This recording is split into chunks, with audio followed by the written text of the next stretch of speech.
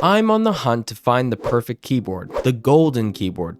The diamond in the rough. So I've been searching all over Amazon, Divinity, and other sites to find that exact thing. I'm focusing on Amazon because most things are quick to get and more has been added each day. I've been focusing on a brand called Boyi specifically. If you haven't heard of them, you really should. They were kind of a hidden gem I found on Amazon that make keyboards that look and sound like someone actually cares about keyboards. Let me try that again. If someone like me wanted to make a keyboard sound good, look good, and very affordable, these are the keyboards I'd make. The one I managed to grab today was the WK82. It's an 82 key keyboard with an 87% layout, exploded arrow keys, and a knob. I feel like all keyboards should officially have knobs though, just like your mom. This is the kind of keyboard you might get if you plan on making those aesthetic type videos, you know, where the girl with the long sleeves, painted nails, candle and coffee on her desk, and some nice tunes. Well, I think this is a strong candidate for that. The body, keys, and switches are all completely transparent, contributing not only to a nice aesthetic, but also RGB to blind your eyes. Yes, the RGB is on full display. Thankfully, you can control the color to anything you like and even the brightness to match your style. It also has Bluetooth, 2.4 GHz connection, USB-C, to fit any device like your iPad, game PC, and so on. I'm not entirely sure what the keycaps are made of. They're slick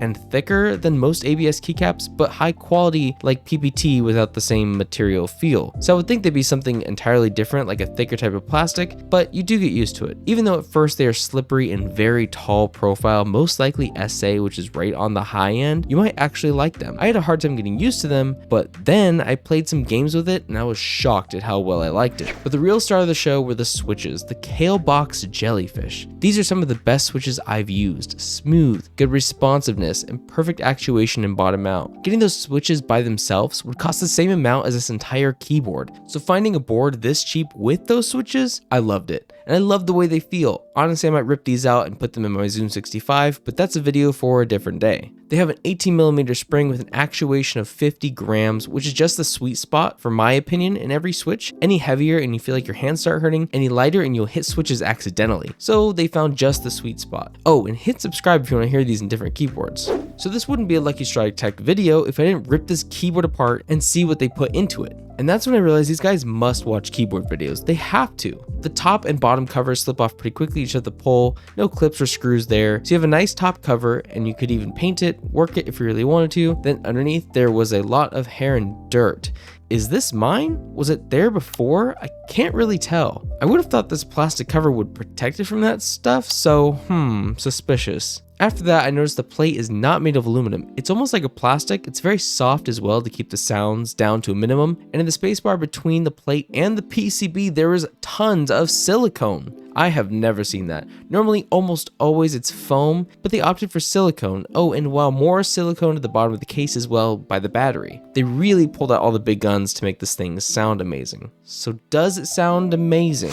Well, yes and no. It's loud, really loud, and a little more high pitched than I prefer. This is due to a few things. The keycaps being a different material with a high profile, SA for example, lead to a higher pitched press. Also, the switches are not factory lubed, so they have a little bit more of dryness to them. It doesn't sound as pleasing as a pre-lubed switch. Lastly, myself and keyboard have proven that lower density and sound absorbing material like silicone or PVE foam, the more the lower end tends to get absorbed, leaving the higher end frequency to bounce off the high dense material. So if you actually use less dense foam, then your sound will be deeper. Not that there's anything wrong with this keyboard, I think it still fits those aesthetic videos you see and might contribute to the vibe of those tend to try and pull off. And just so you know, this keyboard is great as it is. No mods required, honestly. The stabs are lubed and they have also the clips on the bottom clipped off, so you don't need to worry about any extra work. For the $69 price tag, nice. Is this package actually worth it? Well, my wife would say yes. But I think the question is it worth the money? The answer is yes. If the question is it right for me? That depends on the look, sound, and type of profile you prefer. After all, these are north-facing switches, so you won't be able to use cherry profile keycaps. But overall, I loved this board, and might even play more games with it. I have no clue why this made me so good, honestly. Did I find the perfect keyboard I was looking for? No, but I'm getting closer. If you want to check out the Boyi WK82, I'll leave a link in the description down below. And if you want to join me on this journey, hit subscribe. So I guess there's only one last thing to do.